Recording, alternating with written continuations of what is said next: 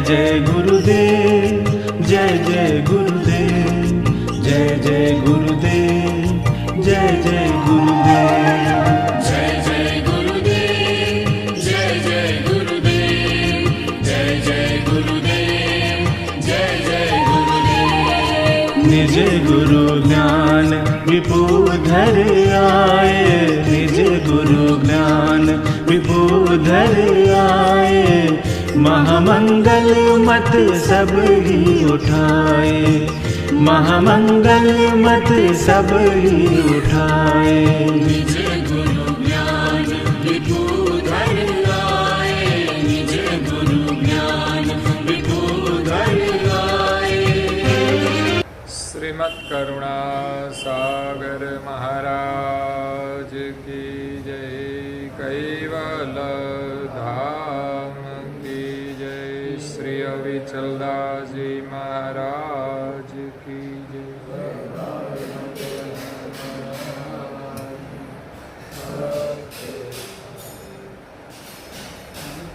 सत्यवल साहेब, सत्यवल साहेब, सत्यवल साहेब।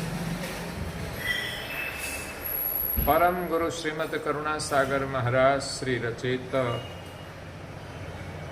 पंचम श्वसम वेद यानी पंचम सूक्ष्म वेद, स्कंद है पहला। परम गुरु जी का आगमन और कर्ता की गुप्त गति दर्शावन को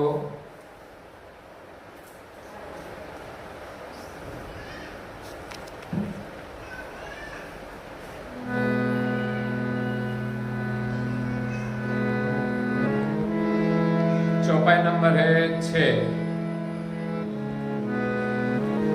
ताहि ते समंच कर स्वरयित, रहे हो सकल घट व्याप, ए जहान सहित जंतर स्वसमदार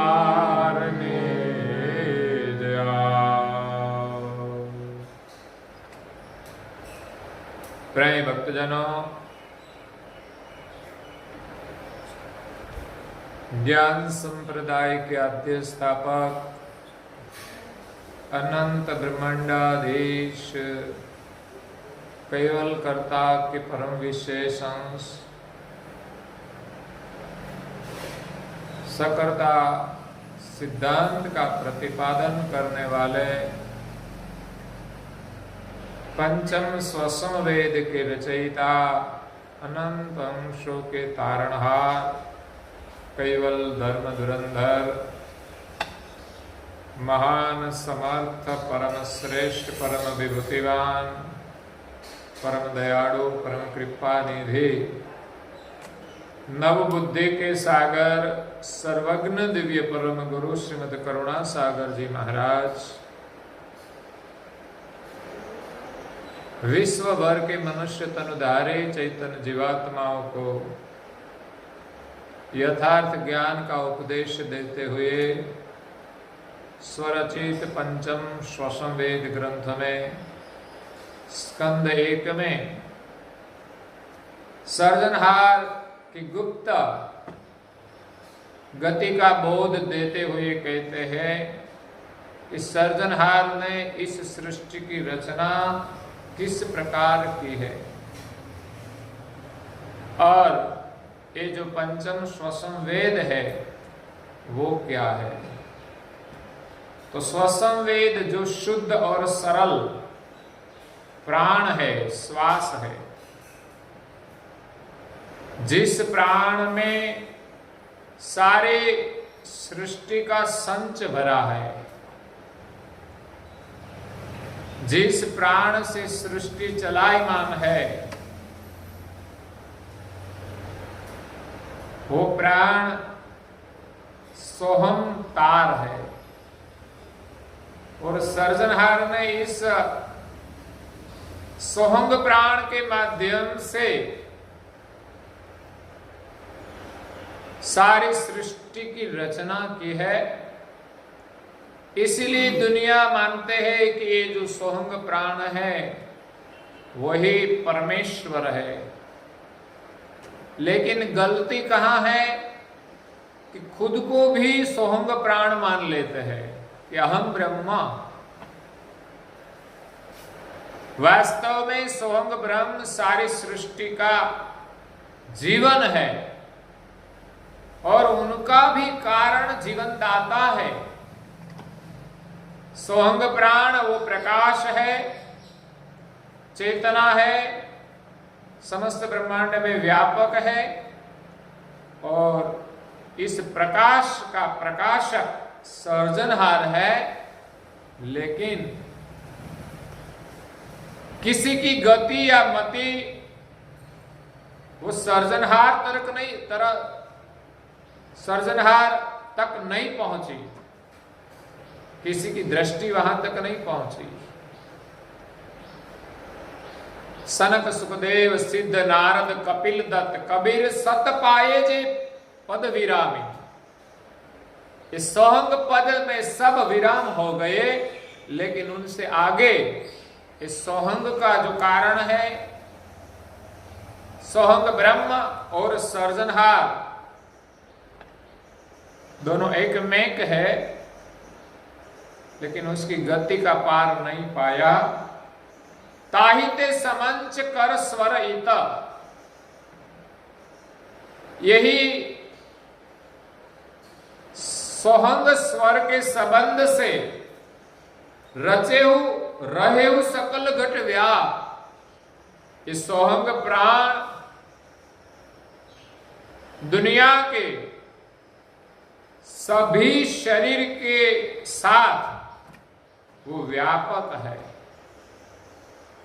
व्यापक ब्रह्म के बिना कोई जगह अणुभर भी खाली नहीं है। इसीलिए जो प्राण है, ब्रह्म है, वो समस्त ब्रह्मांड में व्यापक है। जहान सवित जंतरवत, जहान सार ब्रह्मांड में इस सोहंग प्राण व्यापक है। ये ब्रह्मांड की रचना जो चल रही है वो भी सोहंग प्राण से चल रही है। सोहंग और वोहंग दो स्वरूप बदले हैं। सृष्टि की रचना में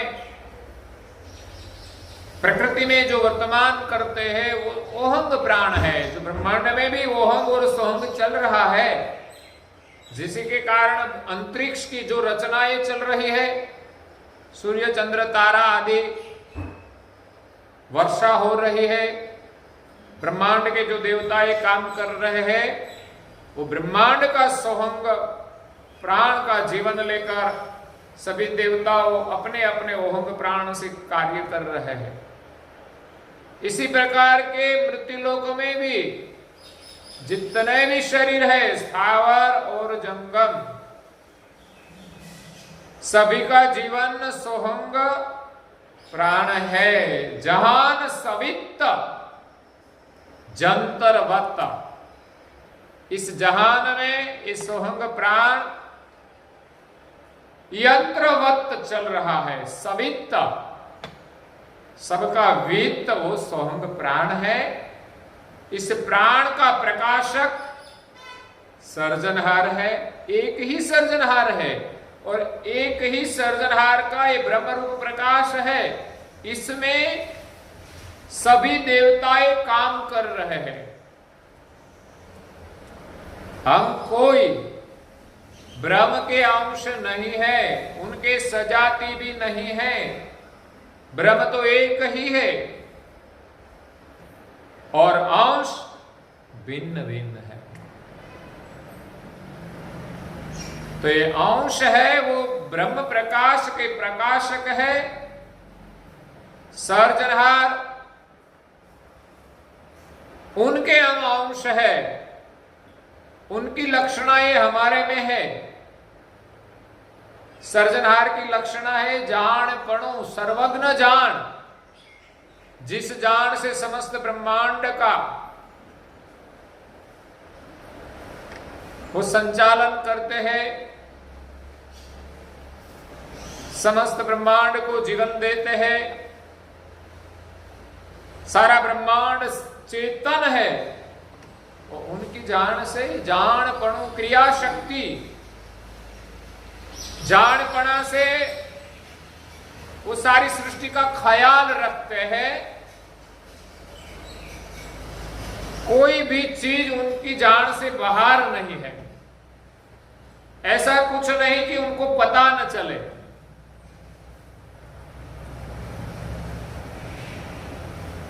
जैसे रामचंद्र एक अवतारी पुरुष है, वो जंगल में वन में जा रहे हैं, तो सीता जी ने कहा कि सुवर्ण मृग मुझे चाहिए। वो लेने के लिए राम जी गए, बाद में लक्ष्मण भी गए, बाद में सीता जी अकेले रहे। उसको रावण उठा के ले गया। रामचंद्र जी को पता नहीं।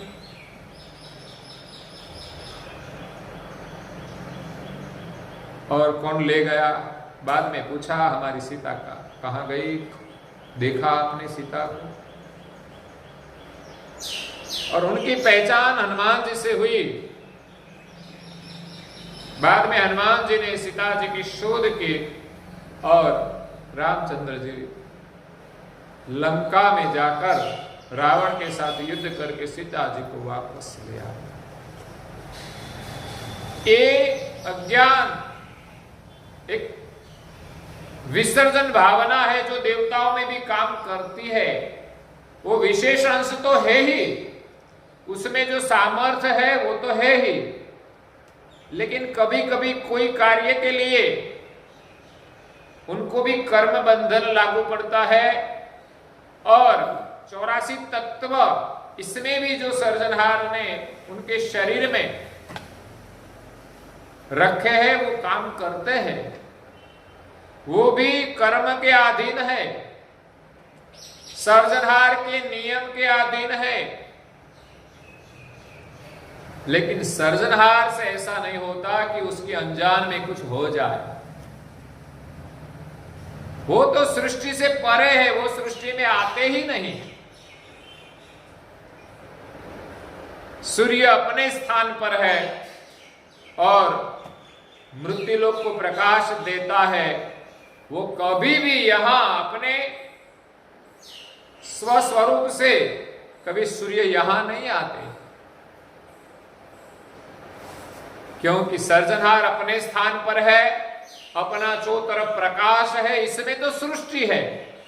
तो वो वहां से कहीं अलग हो जाए तो सृष्टि कहां जाएगी? इसलिए वो कभी सृष्टि में आ ही नहीं सकते, क्योंकि वो प्रकाशक है और अपने प्रकाश में ही तो सृष्टि है। वो जहां जाए वहां प्रकाश अपना फैलाता है। तो कभी प्रकाशक प्रकाशक में नहीं जा सकते। वो जहां जाए वहां उनके चौतर प्रकाश रहता है। और सर्जनहार ने सृष्टि बनाई है, तो जो बनाया है इसके भीतर वो नहीं जा सकते। संसार में भी किसी भी चीज होती है जिसने बनाई, प्रकृति जो चीज है, जो चीज बनाई है इसके अंदर वो बनाने वाला नहीं होता। तो ये सर्जनहार सोहंग ब्रह्म के माध्यम से ये सारे सृष्टि को चेतन करते हैं। इसमें जाणपणु है, क्रिया शक्ति है, सारी सृष्टि उनकी क्रिया शक्ति से चल रही है। ब्रह्म तो प्रकाश है, उनको तो पता ही नहीं, लेकिन वो प्रकाश है, इसमें सर्जनहार की क्रिया शक्ति काम करती है। सच्चिदानंद ब्रह्म है, वो सर्जनहार का ही आनंद है, लेकिन इसमें जो प्राण काम कर रहे हैं, सोहंग प्राण, वो तो यंत्रवत काम कर रहे हैं। जैसे बाजा होता है, ये बाजा है, तो ये बाजा तो बनाया है किसने? जो हम दिखाई देते हैं, इसमें पेटी है और सब चाबियां है, तो बाजा अपने आप तो बजता नहीं। इसी प्रकार सारी सृष्टि में जितने भी शरीर है, स्थूल शरीर हो या सूक्ष्म देवता के शरीर हो, या तो ब्रह्मा विष्णु महादेव जिनका कारण शरीर है, आद्य शक्ति का महाकारण शरीर है और निरंजन का परम कारण शरीर है, जितने भी शरीर है वो अपने आप चलता नहीं। ये बाजा है, अपने आप बजता नहीं। बनाया तो है, जिस प्रकार बनाया है उस प्रकार का काम करते हैं, लेकिन अपने आप नहीं बजता। कोई बजाने वाला है तो बजता है, लेकिन इसमें एक कला यही है कि जब हवा प्रेरित की जाए तो ही इसमें सुर निकलता है। हवा, ये शरीर एक बाजा है, इसमें से अक्षर निकलता है कि नहीं? हम बोलते हैं तो वहां कहां कोई पेटी है कि इसमें से हम निकालते हैं? है? कोई स्टोरेज है? हम जीवन भर में कितने शब्द बोले, क्या इतना सभी शब्द इसके अंदर भरा है? नहीं, भरा नहीं है। लेकिन इसमें एक कल है, प्राण से शब्द बनते हैं। स्टोरेज रखने की जरूरत नहीं है। प्राण रूप जीवन ऊपर से आता है, चेतना, और हमारे भीतर जो संच भरा है प्राण का, इस प्राण में से अक्षर निकलते हैं। लेकिन प्राण को कुछ पता नहीं कि मैंने क्या अक्षर बनाया। चीज बनती है प्राण से, अक्षर प्राण से बनता है, लेकिन जिसमें से अक्षर बनता है उस प्राण को पता नहीं है। वो तो यंत्रवत काम कर रहा है। बनाने वाला उनसे अलग होता है। चैतन्य अंश की इच्छा से अक्षर निकलता है, लेकिन अक्षर बनने का जो काम है वो प्राण से होता है, और दूसरा अंतःकरण से होता है। बिना अंतःकरण प्राण से कोई अक्षर नहीं बन सकता। मन, बुद्धि, अहंकार और चित्त चारों मिलकर ये अक्षर का सर्जन करते हैं। तो यहां अक्षर बनता है इस शरीर से, और बनाने वाला अंश है, लेकिन दोनों के बीच में एक प्राण महत्व की चीज है। और हमारा जीवन भी तो प्राण है। अगर ये प्राण चला गया तो बाद में यहां अंश कुछ बोलेगा, यहां रह सकेगा? और प्राण, ब्रह्म रूप प्राण तो व्यापक है, इसमें से कोई अक्षर निकलता है? शरीर तो पड़ा है मृतक, लेकिन इस प्राण से कोई अक्षर नहीं निकलता और अंश भी नहीं रह सकता। इसीलिए महत्वपूर्ण जो है संज, वो प्राण है, सोहंग प्राण, जिनके जीवन से ये शरीर चेतन था।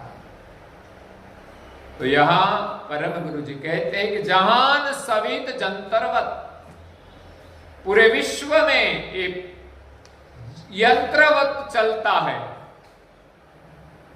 इस बाजा पेटी में जो हवा भरी जाती है तब इसमें से सुर निकलता है, लेकिन हवा को कुछ पता है नहीं क्या बोलूं, कौन सा संगीत बजाओ। वो तो कोई बजाने वाला अलग है, वही जैसा बजाए वैसा बजता है। तो ये प्राण है, वो भी कुछ जानता नहीं, वो यंत्रवत काम कर रहा है।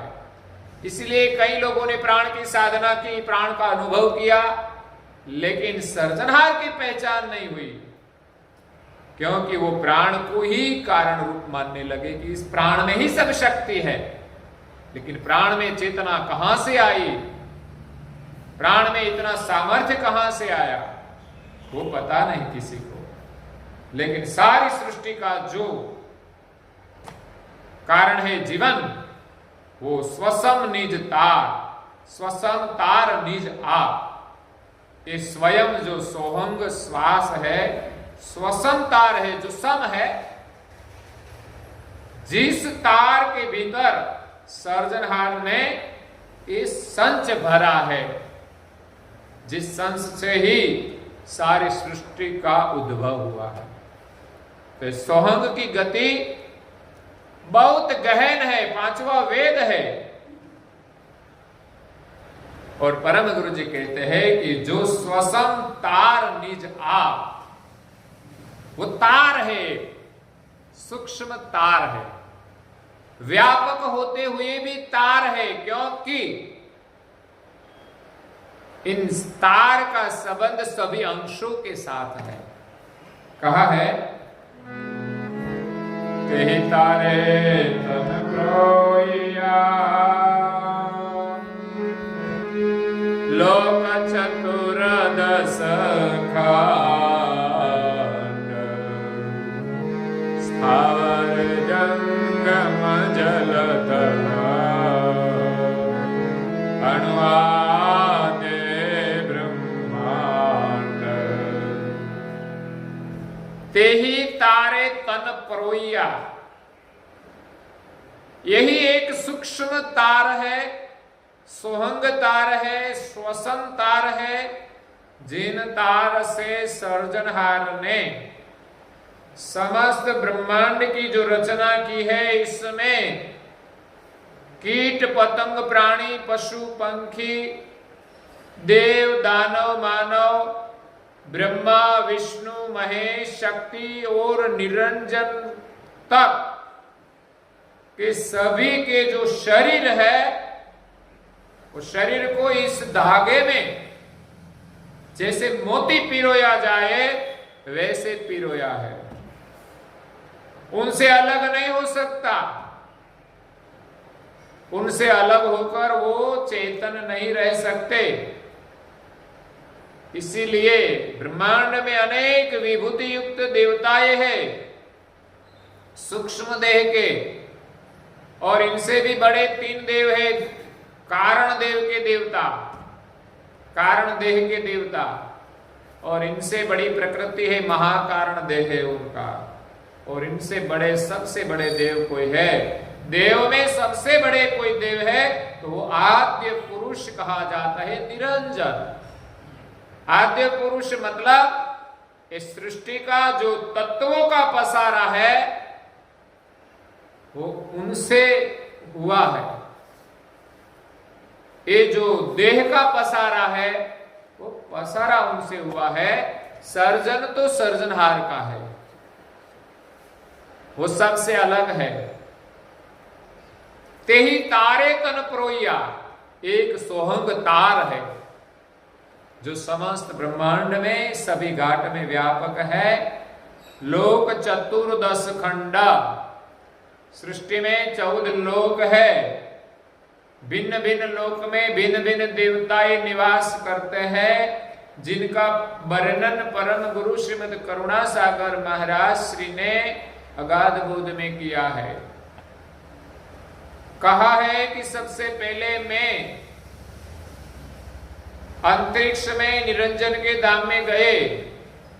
हाँ, निरंजन धाम में आते पहले ऊपर और 10 धाम है, लेकिन वो अकल गति के है, जहां प्रकृति का पसारा नहीं है, इसलिए वहां किसी को ज्ञान उपदेश देने की जरूरत नहीं है। लेकिन इस सृष्टि में प्रकृति के पसारे में सभी देवता भी सर्जनहार को भूल गए हैं और देवों को सामान्य जीव सर्जनहार मानते हैं और उनसे आगे बढ़ते हैं। तो सोहंग प्रणव जो है समस्त ब्रह्मांड में व्यापक सबका जीवन, उनको परमेश्वर मानते हैं। उतना ही नहीं, हम सब परमेश्वर है, लेकिन परमेश्वर को कभी भी अज्ञान लागू नहीं होता। इसलिए सभी जो देवताएं हैं ब्रह्मांड में 14 लोक में, उसका वर्णन किया है कि पहले परम गुरु जी निरंजन के धाम में गए, बाद में शक्ति के धाम में गए, बाद में गौलोक में गए, बाद में कैलाश, वैकुंठ और ब्रह्म सदन में गए, बाद में तापसलोक, जनलोक, महरलोक, ऋषिमंडल, सतलोक, सूर्यलोक, चंद्रलोक आदि में जाकर वो इस पृथ्वी पर मृत्युलोक में आए और मृत्युलोक से पाताल लोक में भी गए। तो 14 लोक में जितने भी शरीर है सभी देवताओं का भी परिवार है, दैहिक परिवार है, पत्नियां है, पुत्र है, वो तो प्रकृति की रचना है, इसलिए वो सर्जनहार नहीं है, उसने सृष्टि का सृजन नहीं किया है। सृजन करने वाला सर्जनहार सृष्टि से अलग है। सृष्टि की रचना हुई, बाद में सब सर्जनहार को भूल गए। क्यों भूल गए, उनका भी वर्णन इस ग्रंथ में है। लेकिन यहां परम गुरु जी कहते हैं कि स्थावर जंगम जल थल अणु आद्य ब्रह्मांड, अणु से लेकर छोटे छोटे भी जीव है, अणु जैसे बैक्टीरिया वो भी एक जीव है, ऐसे अणु जैसे जीव से लेकर समस्त ब्रह्मांड के स्थावर जंगम, 2 प्रकार के शरीर है। मृत्युलोक में स्थावर यानी स्थिर वनस्पति जाति, जंगम यानी विचरण करने वाली मनुष्य जाति, कीट जाति और पतंग जाति, 3 प्रकार है इसमें। और चौथी जल जाति, जल में भी स्थावर जंगम दोनों है। तो स्थावर जंगम जल थल, जलचर, थलचर,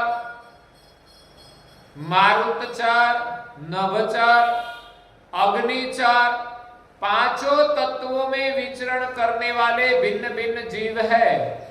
सभी प्रकार के जीव जो है, जो उनके शरीर है, वो सब एक सोहम तार से बंधे हैं। इस सोहम तार रूप जीवन से ही चलते हैं, इनसे कोई अलग नहीं है। और वो सोहम तार का संबंध सर्जनहार के साथ है, वो सर्जनहार का प्रकाश है। इस प्रकाश में सर्जनहार की सर्वज्ञ महान सजान जान व्यापक है। इस सर्जनहार की 3 लक्षणा, जानपणु, क्रिया शक्ति और चेतना, इन 3 लक्षणा से ब्रह्म के माध्यम से समस्त ब्रह्मांड को सचेतन करते हैं, क्रियावंत करते हैं और अपनी जान से सब कुछ चलाते हैं। यही लक्षणा सभी चैतन्य अंश में भी है, लेकिन वो अल्प है।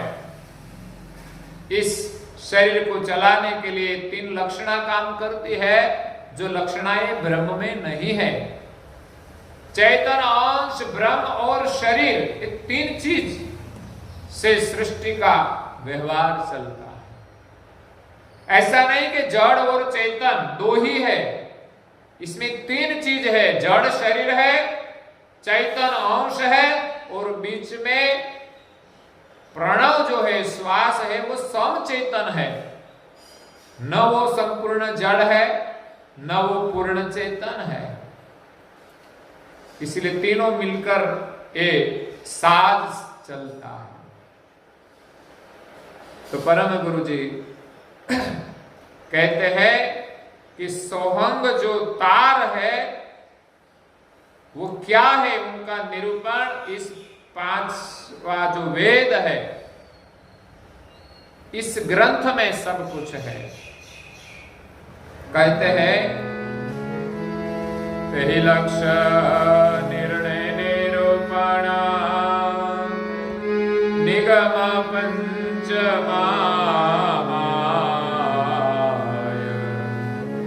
और सकल और लीगमा वेद चतुर